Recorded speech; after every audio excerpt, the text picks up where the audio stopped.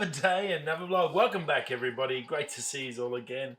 Well, it's what's today? Tuesday, 1st of December. Happy December, everyone. The beginning of the festive season is upon us. Black Friday's done. Cyber Monday's done for us. It's just starting in America, or just in its process. Massive time of the year. Everyone's putting trees up. My wife and little Jack put the tree up yesterday, and he was super mega excited. So it's that time of the year when it's all about the kids and family and friends and catching up with everyone. And I'm hoping that wherever you are, you're going to have that opportunity. I know there's still some people that are locked down due to COVID and can't get out and see and catch up with friends and family. And I'm sure everyone else feels for you. And I hope you get a chance to, before Christmas, or even if it's after Christmas, get a chance to catch up with your friends and family and loved ones, and just enjoy some of life, some of the good things of life, and that's pretty much all family and friends. From my experience, my 45, nearly 46 years of experience, friends and family are the most amazing and the best part of life, without a doubt. Doesn't matter winning trophies or competitions or anything else. Being able to sit down with your friends and family is definitely the best one. So yeah, good luck. I hope you all get out of. If you're in lockdown, I hope that lockdown finishes. If you guys out of lockdown, well, just enjoy it and maybe reflect on the fact that this time it could have possibly been where we could all have been in lockdown and no one got to see anyone. So if you do get that opportunity, please relish it and enjoy it. Tell your family you love them and your friends. That's never a bad thing. And enjoy it. Now, speaking of Good Friday, not Good Friday, Black Friday and Cyber Monday. Black Friday was huge worldwide. They're saying it was probably the biggest one ever. Obviously, Black Friday in the States is generally one where people go to the shops and shop. And then Cyber Mondays where they do all their online shopping. Well, apparently Black Friday this year was one of the biggest ones ever. It was something like a 20% increase over last year's sales. In the US alone, it equated to roughly an estimated value of about $9 billion was spent on Friday in the United States. $9 billion cash. It's insane to think when you think of those big numbers. I think Lou was saying, from Lou later, he mentioned it. He was saying it was roughly worked out about $25 a person, US. So that's about $30-40 Australian. So when you bring it back to that number, it's a little bit more sort of believable. But you've got every single person, 330 odd million of them, or wherever they are, they all spent that $30 all on one day. It's a massive economy boost.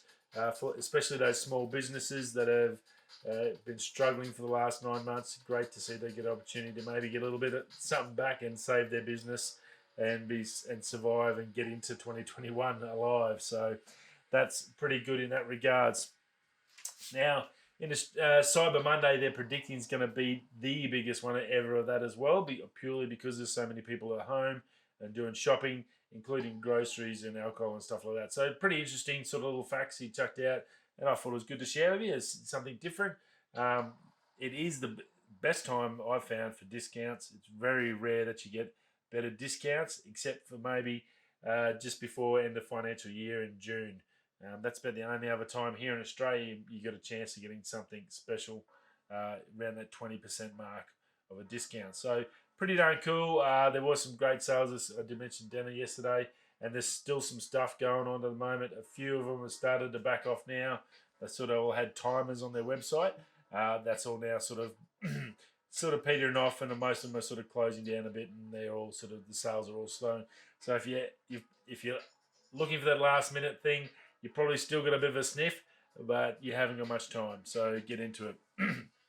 There is a fair few of them that are extending out through this week. So you probably, depending on what you're after, that's probably the tricky bit. The tech stuff, tech and electronics seem to back off a little bit.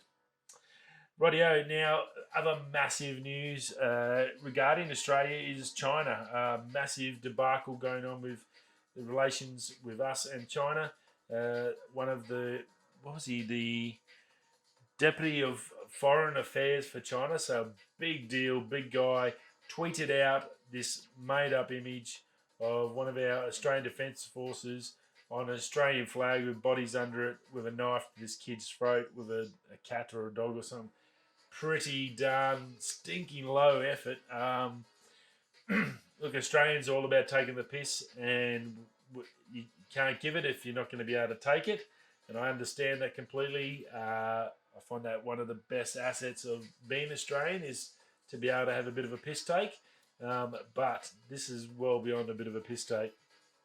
For such a high ranking official to clearly send out something that was faked and dodgy as hell, darn nasty. And look, our Prime Minister, he's got his panties in a twist, so he's basically fed it to them. That really not going to mean much to them. China's not scared of us, I don't think. They put tariffs on our wine last week, like 700% or something ridiculous. It's probably going to, as much as it's probably going to affect our industry the most, it's going to, someone's got to stand up to these guys. You can't just keep folding to the big bully in the school circle. It never works. At some stage, you've got to go get them, look them square in the eyes, and take them head on. It's the only thing bullies understand. And generally, bullies are timid, scared people inside. They've been hurt themselves. So, and the Chinese have been, well, they're not a free country, are they?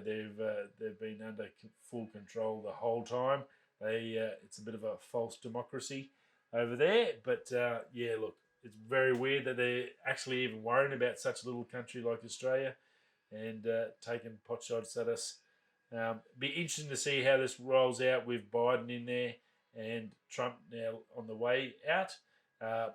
Be very interesting to see how the relations with China and what China tries to pull. So keep an eye on that one. I don't think we've heard the last of this little fiasco. Now, Photokina. Photokina is a massive, big camera, video conference, tech gear sort of trade show that has been happening every year in Germany and Cologne for 70 years. Unfortunately, COVID has claimed another victim. It's been suspended indefinitely at the moment, and the rumours are that this massive, like, just amazing show where people go to catch up and talk about tech and gear and all the latest gear, and it all sounds great to shop online and that, but when you go and meet like-minded individuals and you can ask them firsthand and test and try stuff firsthand, especially as professional camera guys, that makes a big difference. I'm sure that's going to look in some form. It may change. It might come back next year.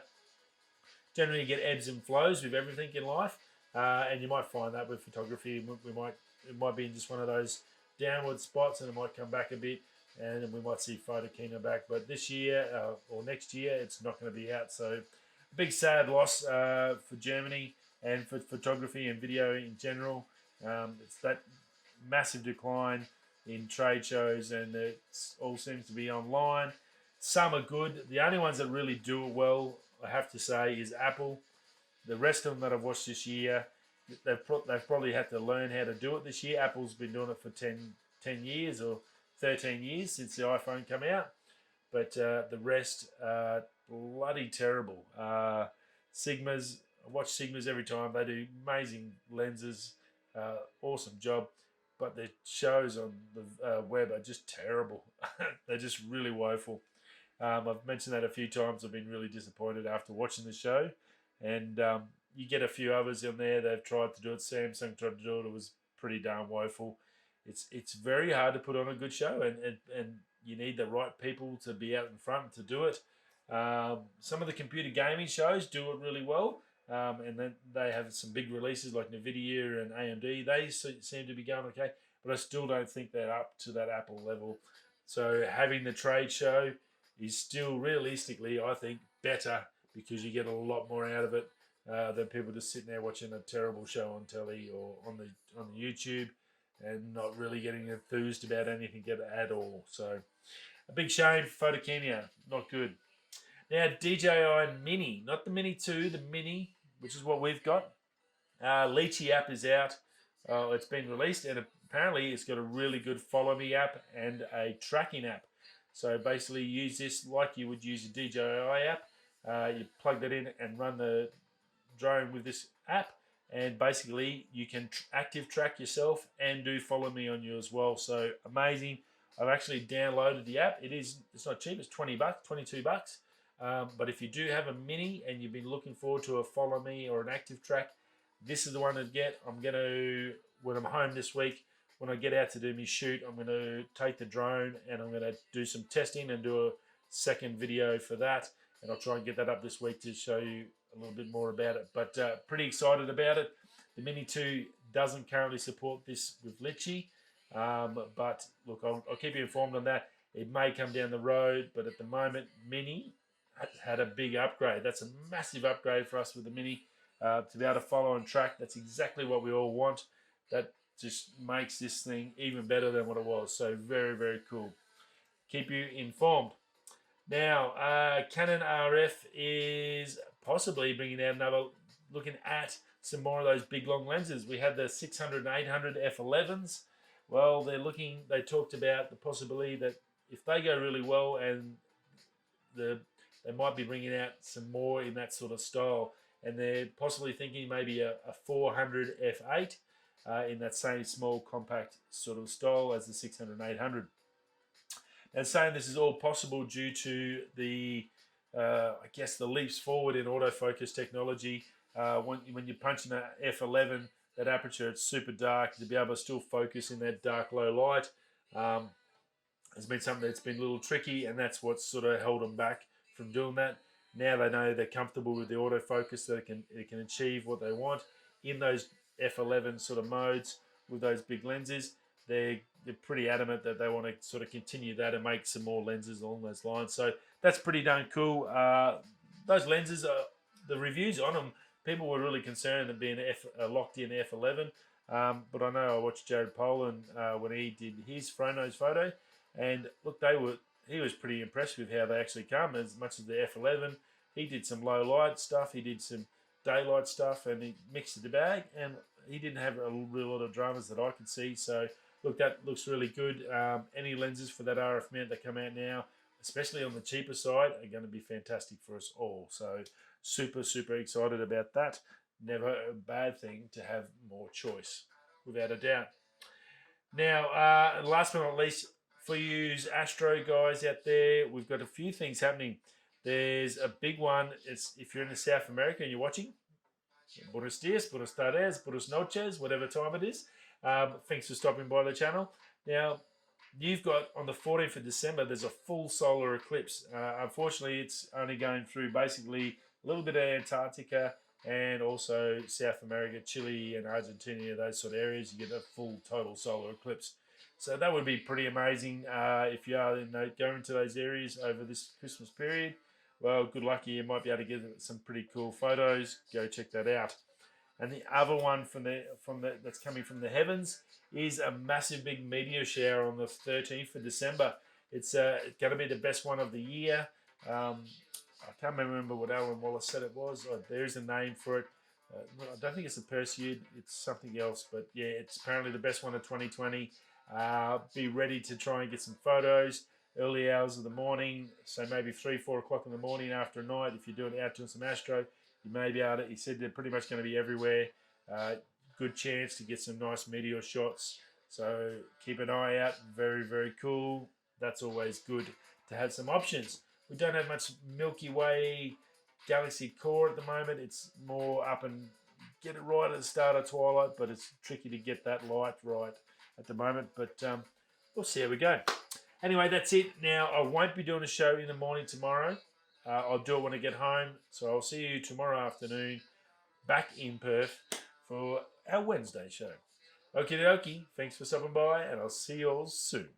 If you're going that way, I'll catch you tomorrow. Peace.